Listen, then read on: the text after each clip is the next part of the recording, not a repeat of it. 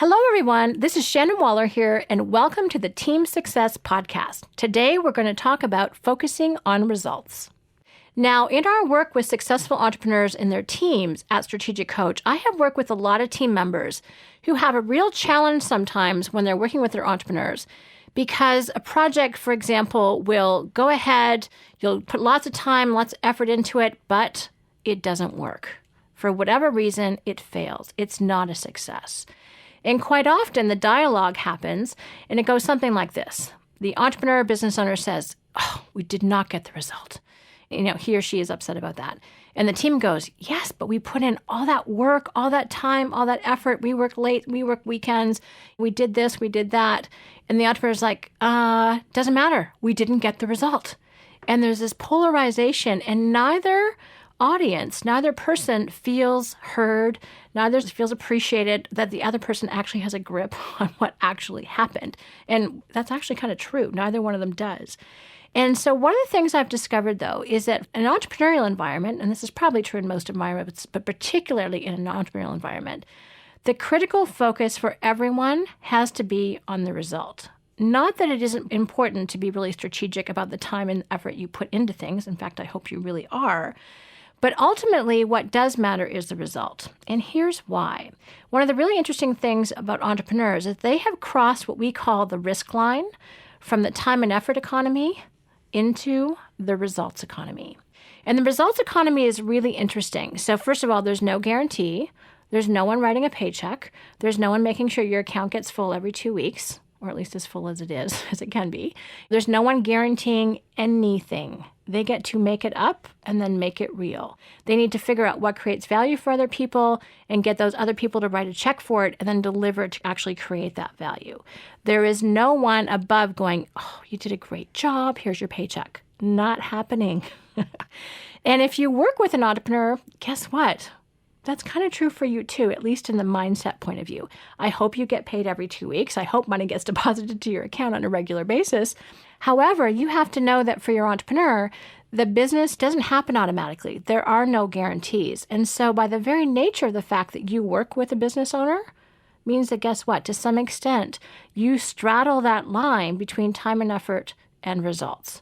Now, I don't want you to have the feeling that you've got a foot on one boat and a foot on the other, and the two are getting wider and wider apart in the water.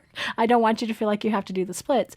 It is a matter, to my mind, of learning how to maximize results while minimizing the time and effort.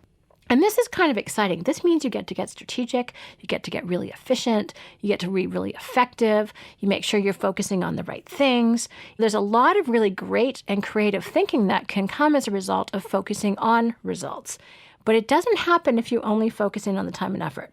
Now, I am also a huge fan of business owners, entrepreneurs, being appreciative of the time and effort the team puts into things, because quite often, they have no idea. They have no appreciation for that.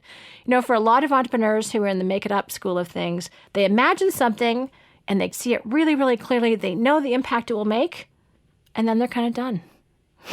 They're really finished at that point. What not appreciating that takes a huge amount of time, resources, ingenuity, problem solving, connecting the dots, creating systems, doing the research, finding the technology, making sure the distribution channels are in place, making sure if it's a written project that the writing and the editing and the packaging happens beautifully. Everything from making sure the photocopier works, that you've got paper in stock. It is not a small thing to run a business. And so one of the things I'm always encouraging team members and entrepreneurs to do in their work together is to communicate.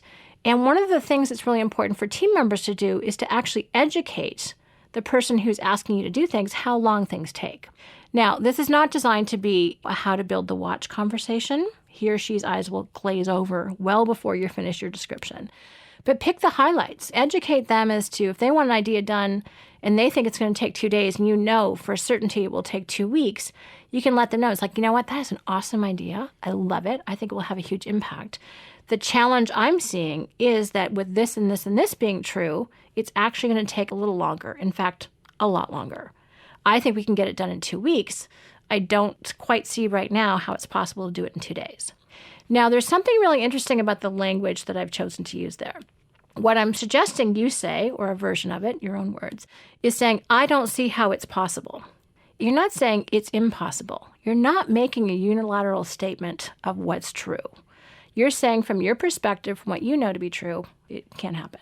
And that actually leaves an opening for your business owner, the person that you're speaking with, to go, well, you know what? Instead, we could do this. And they might have a totally different version of what they can do. They might have an alternative. They might have a scaled back version, or they might be quite willing to extend the time frame and actually make it longer. But that allows for the dialogue. Do you see how there's a difference here? We're just saying it can't be done and it has to be done. And then you're back into that polarizing conversation. This really is about working together, feeding that person information so that they can make a better and even more informed decision. That's collaboration. That's partnership. That's teamwork. That's team success.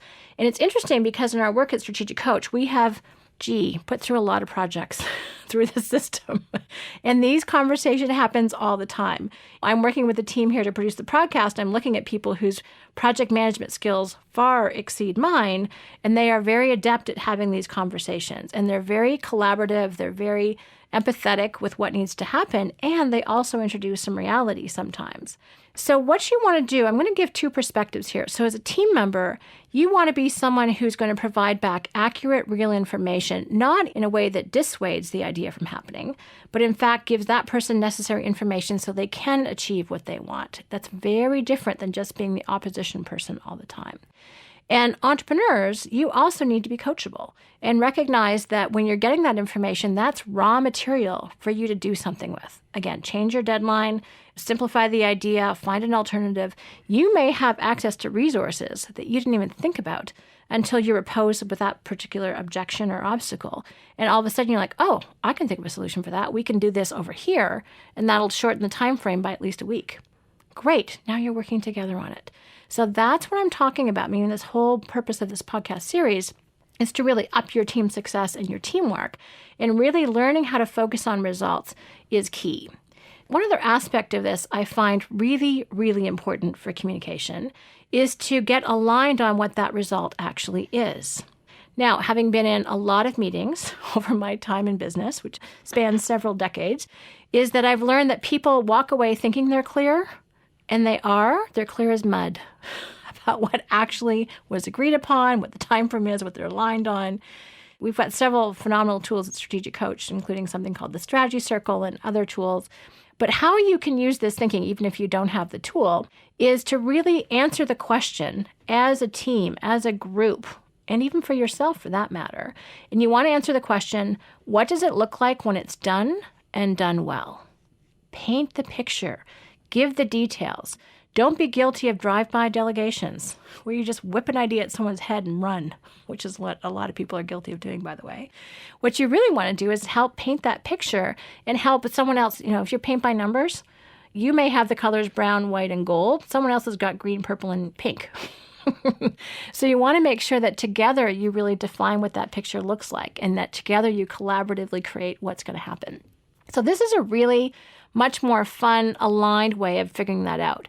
And it really requires that you have an attitude of getting on the same page with a person. And again, I don't care really what level of the company you're at. If you're the owner or if you just started last week, it doesn't matter. It's really a matter of recognizing that the two of you together in conversation need to figure out, what does this look like when it's done and done well? It could be anything from a lunch order for a client to a brand new CRM that you're installing. It doesn't matter. You still need to answer that question. And then what's great is that everyone gets to supply their creativity, their particular way of problem solving, their experience, their ideas. Then it becomes a very collaborative project. Again, conversation doesn't always have to take a long time. That might depend on the complexity of what it is you're trying to do. But it means that you're, again, on the same page. So as you can probably tell, one of the issues that I see is that people are polarized. I've said that several times in how they approach things. I think my mission in life is to try and end that polarization and give people the tools to see things from the other person's point of view. And one of the most successful things you can do as a successful entrepreneurial team member is to focus on results. And again, your mission is to maximize results, minimize the time and effort, which means there's always room for constant improvement. Take a look at your processes for what it is that you do. Think, okay, it's always taken me 4 days to do this, 4 days a month to get the payroll done or whatever. How can I do it in 2? Now, that's kind of a provocative question to ask yourself. Your brain may go, I have no idea. Why are you asking me? But the brain cannot ignore a question. So it's like, well, maybe we could do this. Maybe there's some technology that's improved since I last looked at this. Maybe there's a way to get some people to enter their timesheets differently. Maybe there's a way to automate it. Technology improves far faster than we do in a lot of ways. There are exponentials built into technology. So keep looking at what you're already doing. You're growing as a person. Technology resources are expanding daily. So you have access to ingenuity and capabilities that you didn't have a week ago, a month ago, 6 months ago, a year ago. So the more you keep looking at, okay, what's the result? How can I do it faster? How can I be more effective? How can I minimize the time and effort and maximize the results? The more you'll be successful in this results economy, and the more you'll experience team success. So I hope you're inspired by this conversation about focusing on results, and that you have some more tools with which to have that conversation, because we weren't always taught these. These are not things that are necessarily instinctive for some people. So my goal is that this leads to much better conversations and much better results. Thank you very much for listening. And as always, here's to your team success.